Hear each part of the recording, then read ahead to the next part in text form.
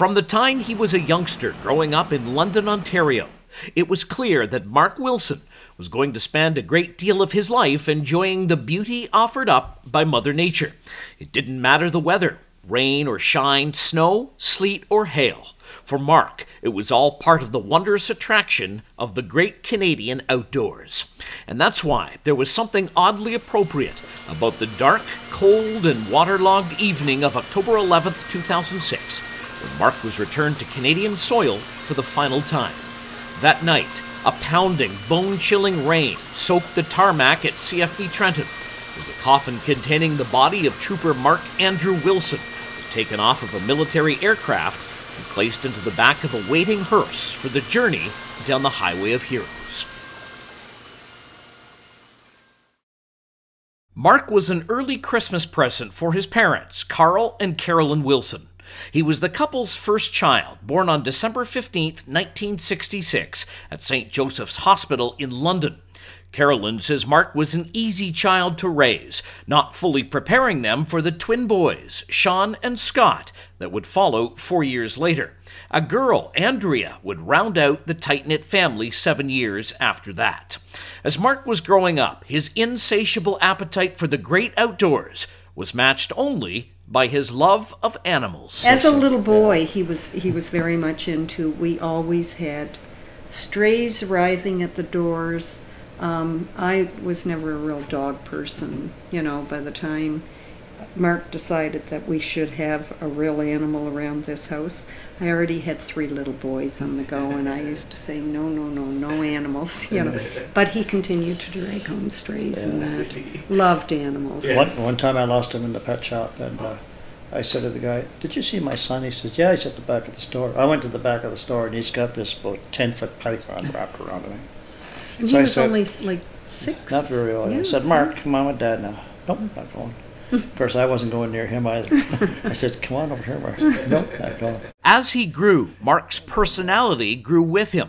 He was larger than life, noisy, with an infectious laugh and contagious smile. Mark was outgoing and always surrounded by friends, popular because he was good to people, a role model who stood up for others. Sean Wilson says his brother was always there with a helping hand. Mark was one that would do anything as a friend that you asked. He would put others' needs in front of his. Always happy, fun. Even when things were bad in his life, you wouldn't know it because he was always happy and laughing. He just an all-around good guy. Like, after we always knew this while he was alive, but learned it even more so after his death. But people loved Mark. They loved his company. Mark attended St. Robert Catholic School and then Catholic Central High School, both in London, before enrolling in a fish and wildlife program at the Lindsay, Ontario campus of Sir Sandford Fleming College. Between his first and second years of college, Mark scored a summer job at a lodge in Killarney, Ontario, a hamlet on the northern shores of Georgian Bay, about 2 hours southwest of Sudbury. Among his many roles, Mark served as a guide, taking campers into Killarney Provincial Park, one of Ontario's most popular wilderness destinations. It's also in Killarney that Mark met his future wife, Dawn, who hailed from that tiny northern Ontario community. Following college and a brief work stint at the world-renowned Banff Springs Resort in the Canadian Rockies, Mark and Dawn relocated to Killarney, where they purchased an old convent and opened a bed and breakfast. Part of the business included an outfitting shop supplying canoes, kayaks, tents, and other camping essentials to outdoor enthusiasts heading into the wilds of the provincial park. Sean had the opportunity to live with his brother in Killarney for a couple of years. I lived under the same roof, so I lived and breathed with him for 2 full years, running the bed and breakfast up in this beautiful northern Ontario town. And but we were together day and night. Like, I would help him run the canoes out, the kayaks, clean up around the house, help strip the beds after guests left the bed and breakfast. But 2 years living with him prior to me moving back to London to go back to school. But 2 of the best years of my life. And after Mark's death, I was so happy that, looking back, that I got to spend the time I did with him. The world was forever changed on September 11th, 2001.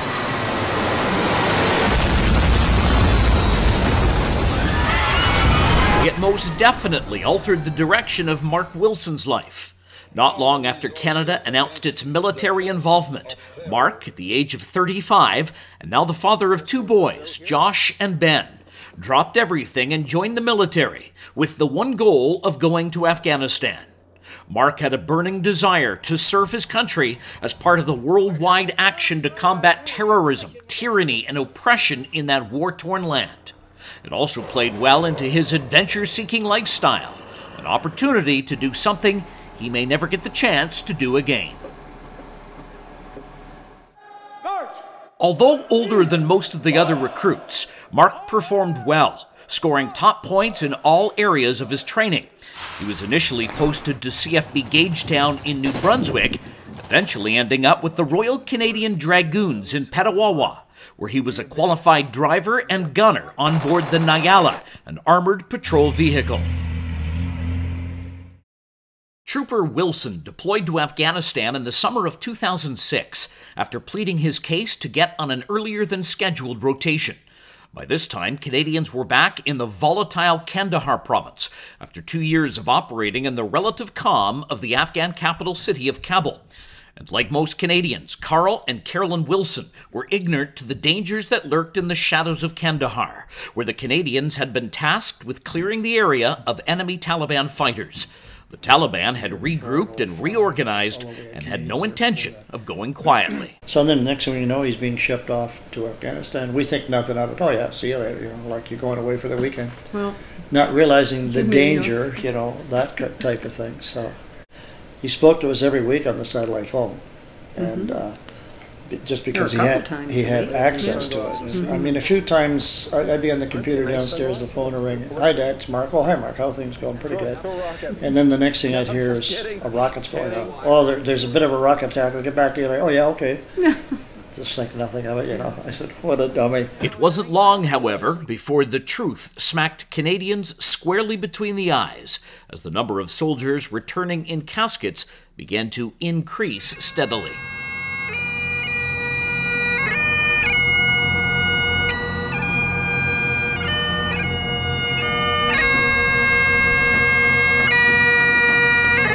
For the Wilsons, the real eye-opener came in early October when they received a call from their shaken son.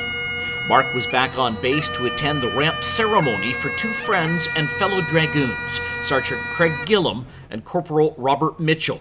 The pair had been killed in an insurgents attack in the Panjwai district of Kandahar. And I think that was the first time we heard him really broken up.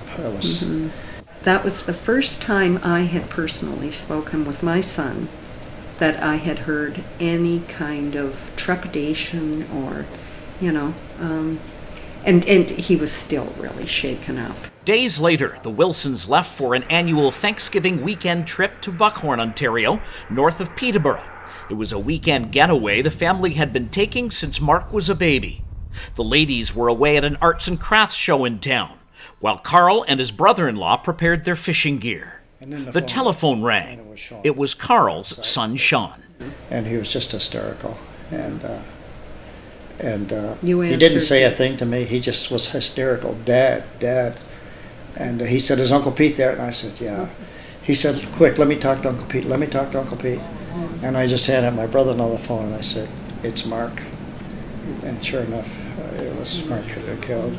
The broken-hearted father was now faced with an unimaginable task. His wife Carolyn and daughter Andrea were in town at the Arts and Crafts Show and knew nothing of the devastating news that awaited their arrival.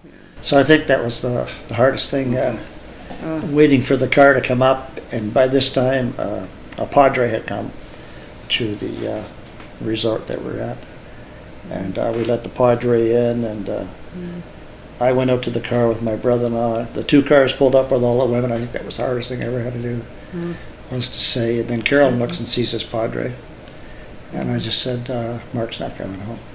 So it was a pretty rough day.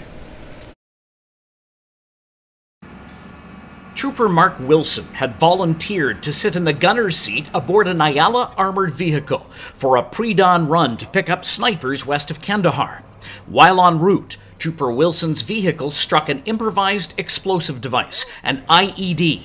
A piece of shrapnel pierced the Nyala, striking Mark in the leg and severing his femoral artery. By the time the dust and smoke settled, Mark was dead. Trooper Wilson had the tragic distinction of being Canada's 40th military casualty in Afghanistan, and the first person ever killed in the RG-31 Nyala. Following a funeral mass at Mary Immaculate Church in London, Trooper Mark Andrew Wilson was laid to rest in a private ceremony at St. Peter's Cemetery.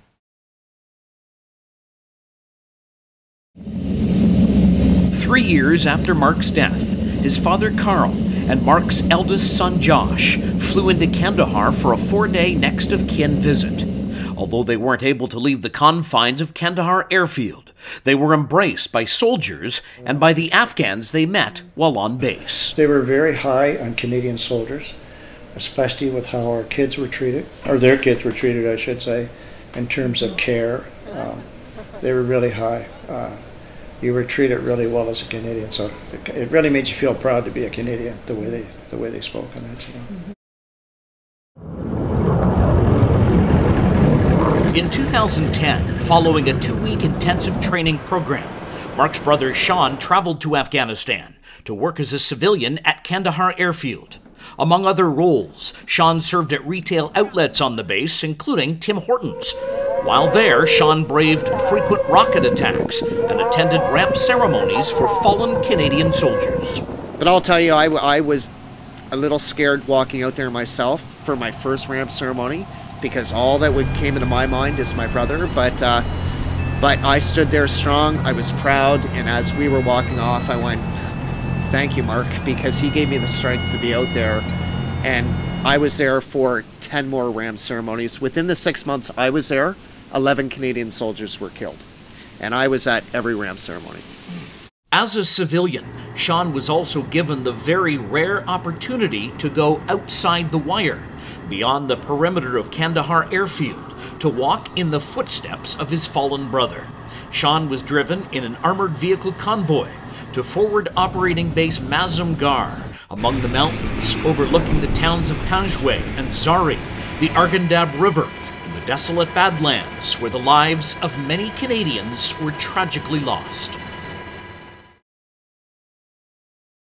Although 7 years have passed since Mark was taken from the Wilson family, he is still very much a part of their lives. Carolyn is London's Silver Cross mother and is invited to lay a wreath at the cenotaph each November 11th. The Wilsons also participate in remembrance ceremonies at Parkwood Hospital in London, the site of a veterans care program. And proceeds from the annual Trooper Mark Wilson Ride, organized and run each spring by the Canadian Army Veterans Motorcycle Units, go toward supporting the veterans at Parkwood. Carl and son Sean also speak at London area schools each year around Remembrance Day, doing what they can to ensure the adults of tomorrow understand the depth of sacrifice made by Canadian soldiers and their families. If I can make a difference in those kids' lives, and maybe expand on the importance of Remembrance Day, then it makes me feel good. It warms my heart, and I pray to God that my brother's shining down saying, "Good job."